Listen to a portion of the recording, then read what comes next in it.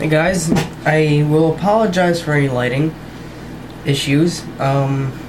This is just going to be a quick video on the disassembly and reassembly of one of these alarm clocks requested by a viewer, which I'm sorry I don't remember their name right this second, but I can find out very quickly, and I will definitely give them credit for this. But this is for the Sears Tradition clock I made a video of, I believe, either June or July of 2013. Okay, so this is essentially the same clock. The only difference is it doesn't have the same kind of like the dial light doesn't have the volume control or the dial light control, but it's essentially the same process. It's almost the same exact clock, so I figured that it'll be close enough. There's a couple things that'd be a little different. This clock does work, but I'll disassemble it anyway and reassemble it. The viewer's name is Wiley Daugherty. I'm sorry if I say that wrong, but I'll put a link to his channel in the description. But we're gonna start. Now this is a very simple process. Well, it's simple to a point. There's some things you're gonna probably, excuse the screaming, that's my bird, and he's screaming his little head off as usual because I'm trying to do something. That's with the door closed. Imagine what he sounds like with the door open. This clock has been sitting for a little while, so it's kind of dusty. So I recommend setting all the hands to a certain time. So I'm just going to set the alarm and the hour and the minute hand to 12 o'clock. This will make lining the hands up easier. I'll show you a little trick on that. And to disassemble it, there are usually little plastic tabs located, usually on the top here. You can see them. Use a little screwdriver. And you just have to carefully go up in between the plastic and the case and just pop it off. You can use a small screwdriver or a butter knife. You probably will mark the plastic a little bit. You can see there they are. Just don't break those. There's two on the bottom. And carefully remove the hands. So just grab them, twist them back and forth lightly. These hands, you just pull out for the minute and hour, or especially the minute hand, just pull out the knob. So it'll hold the gear straight, and the alarm hand. There we go. I'm not going to take apart the movement on this clock.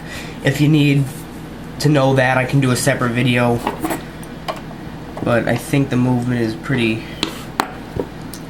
Well, I don't think I really have time to do that tonight. I can do the clock, and then just pull the face off. It might or might not come without, or with the little light. Okay. Let's see if I can these pulls apart. There we go. The glue is really sticky, so just be careful. And then if your clock has a light, this is the light for it. Here's a little card, a little paper card or cardboard card that goes in between the front of the movement and the light. I'm not sure why they put this in there. I guess if I had to guess, it probably keeps the grease and stuff from the movement from getting on here, or I don't know. You have to be honest, I have no idea what the point of it is. But just, it might be to keep the heat of the movement off the plastic, I don't know. And then you can take the light off if you have one. I just peel it back.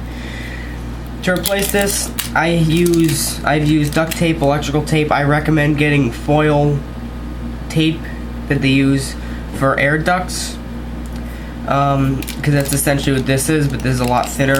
Oh wow, there's actually an original piece of the original gear. I've replaced the gear in this movement before. That little orange thing right there is a piece of the original gear. Yeah, that's interesting. I actually do have a couple of extra new gears I bought on eBay. They do sell them. There they are. They're, I think, $10 a pop. If you need them, it's hit or miss if they're up or now. Up. I can find that out right now, actually. And if you need the gear, let me know. I will. Well, I don't know if I'm allowed to, but I can put a link to where you can get them. Okay, they're not online now, but they come and go. Usually they're up every couple weeks. The longest they've ever not been up was a couple weeks. Now, like I said, I'm not going to disassemble the movement itself, but this is really just for the clock. You can see in here there's these 3 screws, one there, one in there, one in there. They're little flat-headed screws. Just get your screwdriver.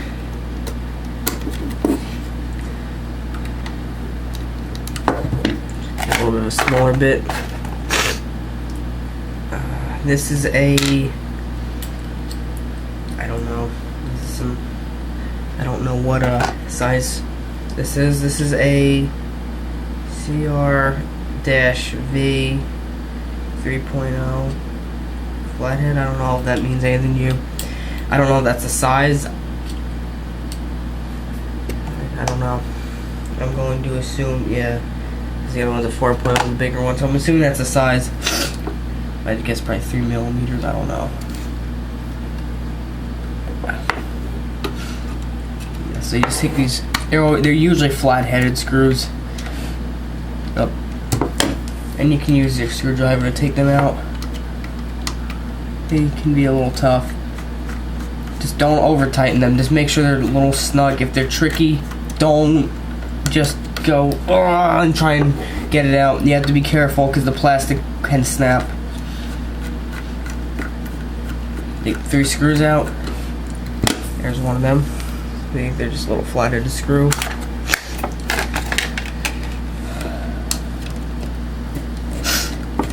And like I said, if you need the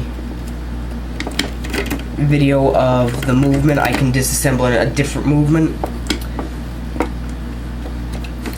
And I can state, or I can let you know some things that can go wrong disassembling the movement if you're not careful.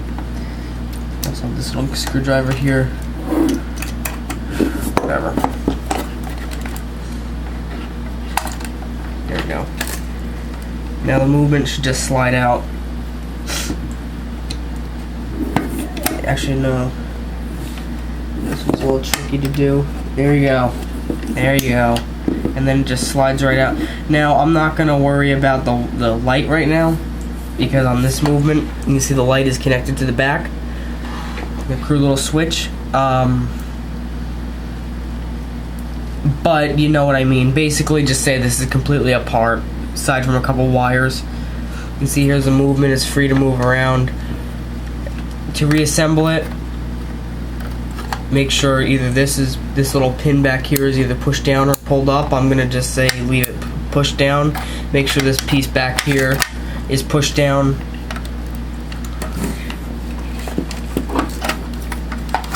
And then just slide it in. It should just slide right together. Give it a second. Make sure none of the wires get in the way. That happens sometimes. Test it. You should feel it engage. You can definitely feel it.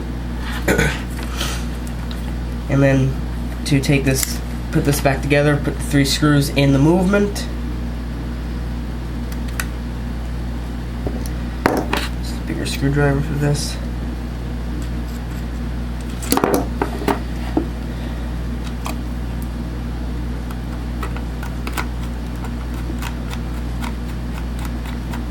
Just make them nice and snug, just a little, a turn, and then once it stops, just gingerly grab the screwdriver and just go a little bit more of a turn, just like you'd be able to see it.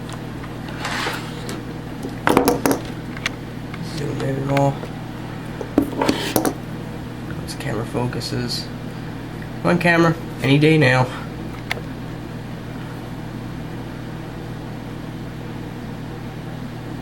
Almost. Come on, you can do it. Come on. Oh, come on. Now you're getting on my nerves. Okay, let's zoom out a little bit. I think it's because of the color, the white. Or the, I don't know. I don't know why it's taking forever. It usually is pretty good.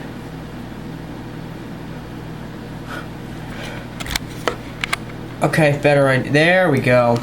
Now you can see the screw trying to work through the camera screen. See, I'm turning it. I'm just loosely gripping it, and then it stopped. And just give it a little more, just to make sure it's snug. Don't want to crack these plastic posts. Don't want to take these screws out and put them back in too many times, because they will crack and split and fall apart after about 3 or 4 times. They'll start to get weak. So just be aware of that. There's obviously ways you could fix that, but it gets to the point where it's like, is it even worth the hassle at this point? Yes or no? Make sure these are tight. These are good. Okay. You can see the alarm works.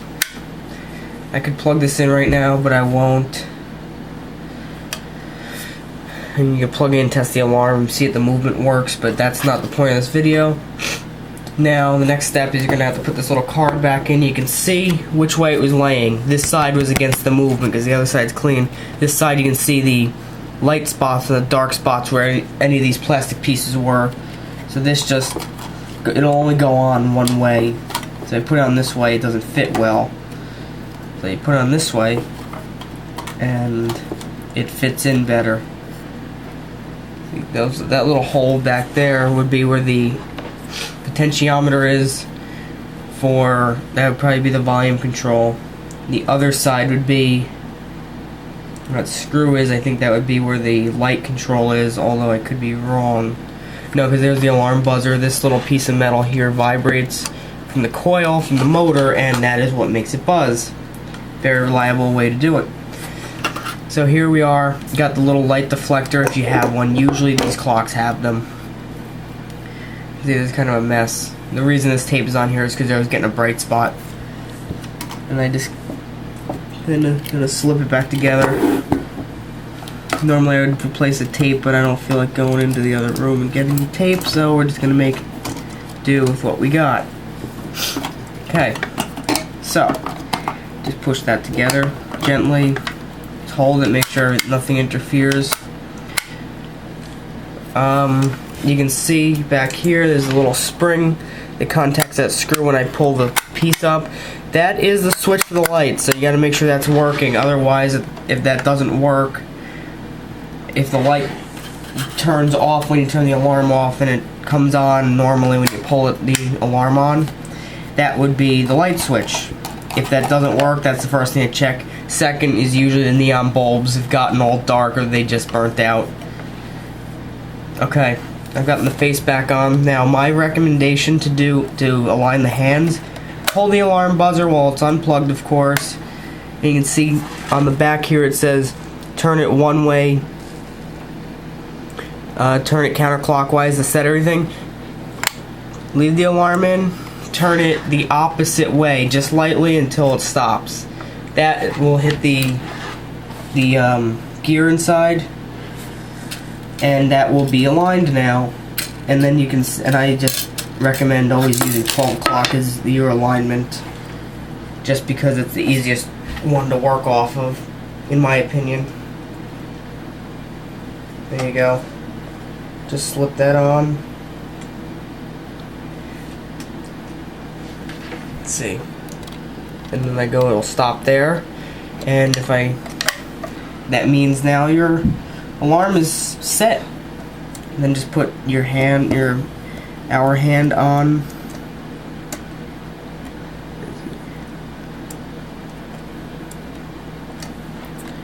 And then put your minute hand back on.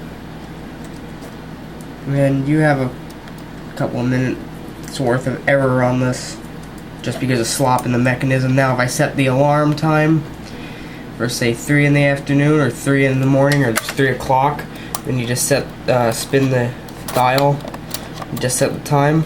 It should be just about good. Ready? There you go. If you need me to do that again, let me know. I could do it a little more in depth and show it a little better. Just press the second hand on. There you go.